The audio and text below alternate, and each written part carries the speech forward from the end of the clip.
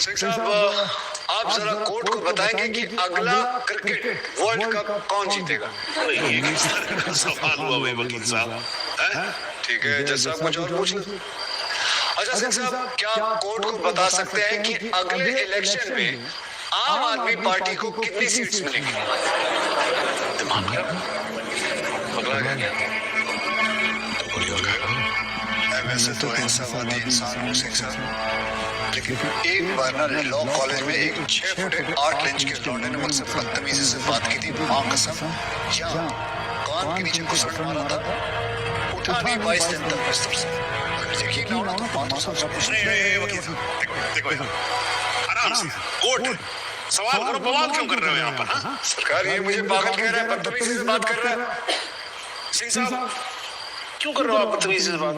छोड़ दो, जाने दो, आराम से कंटिन्यू प्लीज। चलो एक बार ट्राई करते हैं सिंह साहब। क्या आप बता सकते हैं कि सलमान खान की शादी कब होगी? अरे वकील साहब क्या बातें कर रहे हो? इंस्पेक्टर है वो, जोशी थोड़ी ना है।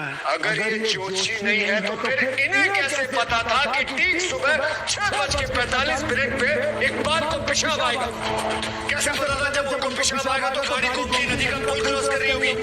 इन्हें कैसे पता था कि इकबाल कांस्टेबल भदौरिया की रिवॉल्वर छीन कर भागने की कोशिश करेगा? शादी में तो थे नहीं, फिर पुल पर कैसे पहुंचे तुम? इधर इधर, मैं यहाँ खड़ा हूँ, आप पुल पे पहुंचे कैसे? इत्तेफाक, ऊपर वाले के आशीर्वाद से सही समय पे सही जगह पहुंच गए। बाय गॉड, बड़े इत्तेफाक है आपकी स्टोरी में सिंह साहब। जनाब, मेरे पास ये इनके 25 एनकाउंटर का कच्चा चिट्ठा है। ऐसे इत्तेफाक कई बार हो चुके हैं इनकी जिंदगी में।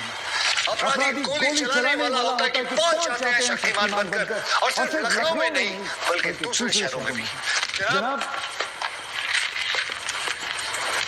इनके 25 एनकाउंटर में से 19 के खिलाफ मारे गए लोगों के परिवार वालों ने शिकायतें दर्ज की हुई हैं, लेकिन आज तक एक भी मामले में निष्पक्ष जांच नहीं की गई।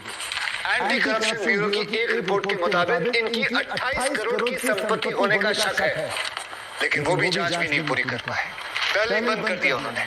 और ऐसे आदमी को बचाने के लिए हमारे मातुर साहब यहाँ अपने बूढ़े बाप को व्हील चेयर पर बिठाकर कोर्ट में लाते हैं। मुझे तो इन पर और इन जैसों पर तरस आता है। नमस्कार, बहुत बहुत धन्यवाद। आपकी वकालत को मेरा प्रणाम। श्रीमान एक ईमानदार और बहादुर आदमी का कैरेक्टर असैसिनेशन हो रहा है और आप बैठे देख रहे हैं। बहादुर ठेंगा बहादुर ही, हथकड़ी में बंधे निहत्थे आदमी को पीठ पर गोली मारने वाला ये बहादुर।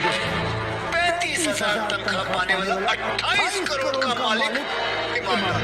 दीपक है जनाब, ये दीपक खोखला कर देगा सारे सिस्टम को, पता भी नहीं चलेगा। कुछ तो लिहाज करो मेरे माता साहब, कुछ तो लिहाज करो देश का।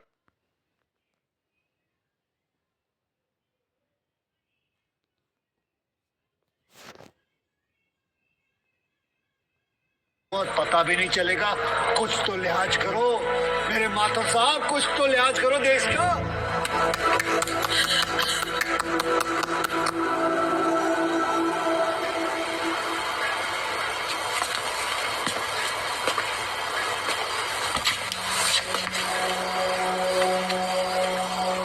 मैं जुगल किशोर माथुर साहब का दर्द समझ सकता हूँ। मेरी वजह से तो एक औरत ने अपनी जान ली थी और मैं महीनों चैन से नहीं सो पाया था, लेकिन माथुर साहब ने तो अपनी बेटी, बहू और पोते को खोया। उनका दर्द उनके अलावा इस कोर्ट में सिर्फ एक ही आदमी समझ सकता है, सहूर सिद्दीकी साहब। इन्होंने भी अपनी बेटी, दामाद और होने वाले नाती को खोया है। दर्द में ये दोनों एक जैसे हैं जनाब। अब इन्हें जुगल किशोर सिद्दीकी कहूं या फिर इन्हें सहूर किशोर माथुर, कोई फर्क नहीं पड़ता। जनाब, गोमती नदी के पुल पर उस दिन 2 जानें गई थी। एक 12 घंटे पहले दूल्हा बने हाथों में मेहंदी लगाए इकबाल कासिम की थी और दूसरी 20 दिन में रिटायर होने वाले कांस्टेबल बलदेव सिंह भदौरिया की। और जनाब ये है कांस्टेबल भदौरिया की पत्नी जो अपने पति को खो चुकी है और जेल में बंद अपने बेटे की बेल करवाने के लिए कोर्ट के चक्कर काट रही है।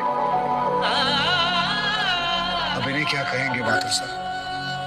मुस्कुराइए, आप लखनऊ में